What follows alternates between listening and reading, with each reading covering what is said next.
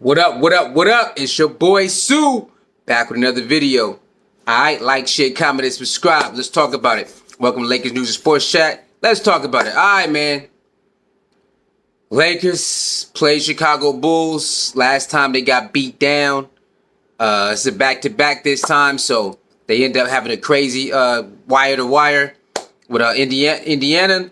They had a tip in about LeBron James. We won that game.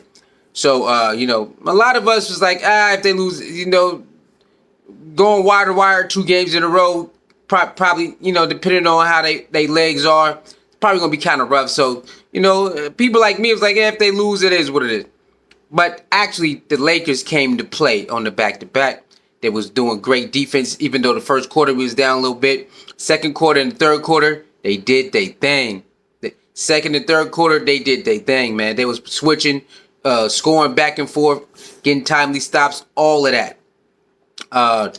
Fourth quarter, y'all kind of slipped down. They was playing with a nice lead, right? Like any other team.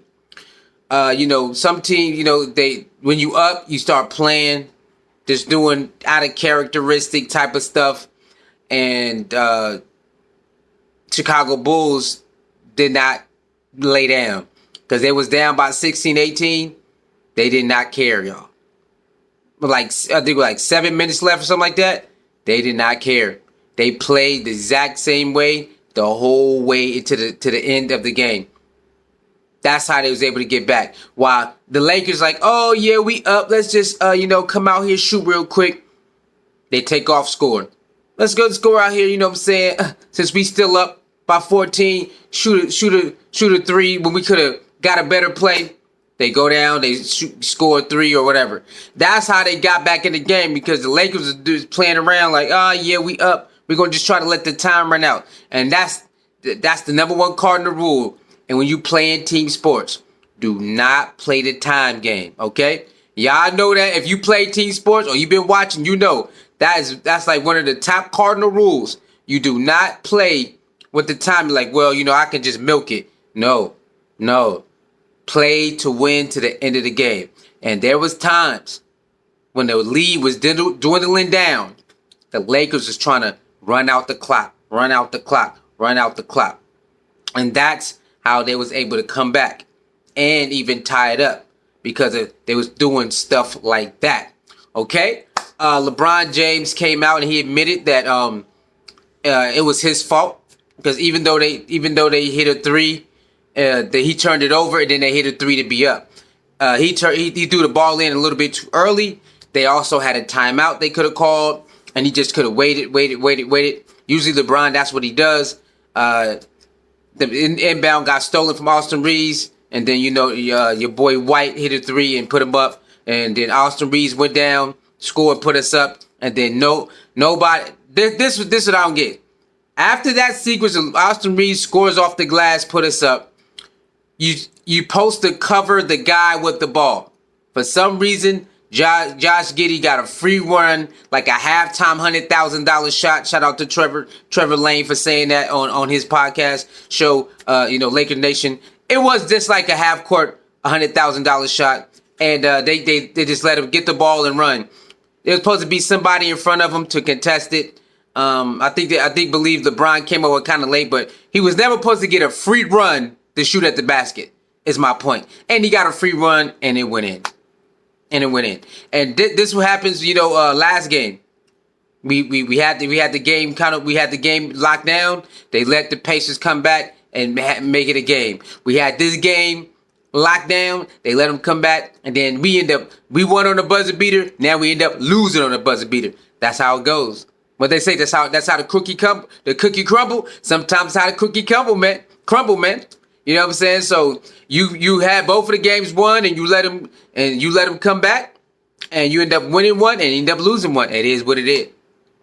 LeBron took responsibility for that, because that definitely was his fault. Austin Reeves, or if they could have called a timeout, got in, hit two more free throws. You know what I'm saying? And then play the free throw game, go home with a win. But there were times, again, they were just letting people get to the basket. Go ahead, you can score, because in my opinion, they was playing the let's try to let the time run out game. But the Chicago Bulls they wasn't laying down.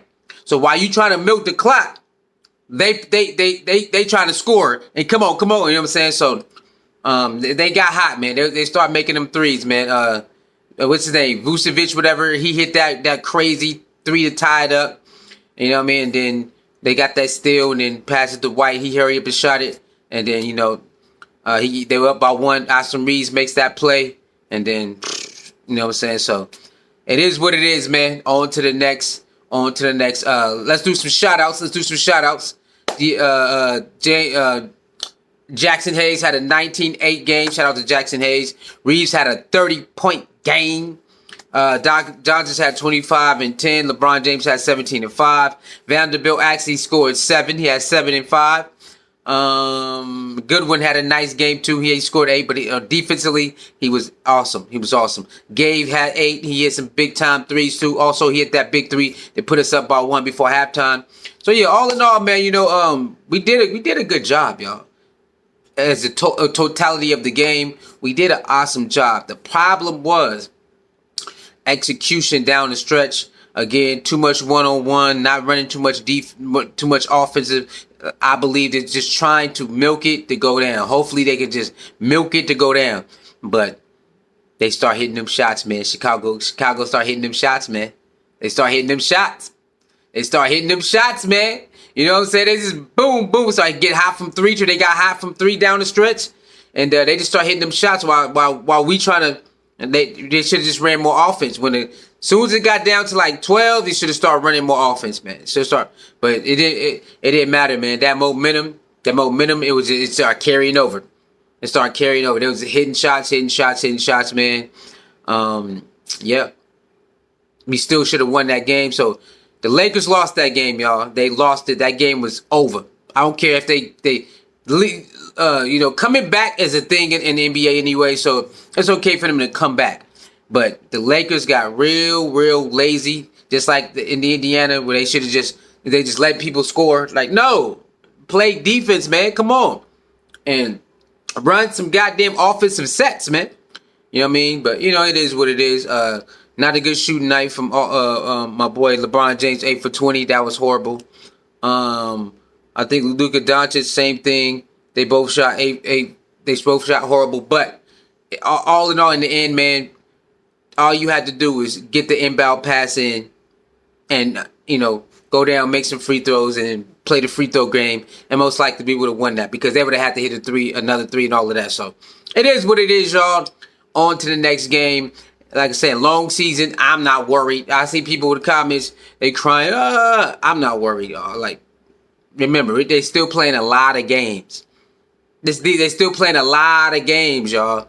So that was a great effort on the back-to-back. They could have melded in. And, they could have melded in. We on the back-to-back. It is what it is. They didn't meld it in. They really fought. They tried to win this game. They should have won this game. But, they played with fire down the stretch and they got burned. Last game, they played with fire. They ended up winning in this game. They got burnt. The same way they burnt Indiana. They got burnt on the buzzer beater. It is what it is, man. It's part of. I'm saying it. I'm not tripping, y'all. I'm not tripping. I see a lot of people. I'm not that type of fan anymore. On to the next game. We gonna talk about what happened. LeBron James definitely should have never did that. They definitely should have ran offensive. But when it got down to 12, they should have definitely started running more offensive sets. You know what I'm saying? They definitely should have they did too much ISO in my opinion. And when they shot them threes, they wasn't getting back. And that's another thing. That's how they caught up too. When they would shoot them threes, they was not getting back. And that's how they was getting them transitional buckets. Transitional threes and transitional twos. Because when the game was getting tight, they would shoot a 3 and they was gone. Chicago Bull was out of there.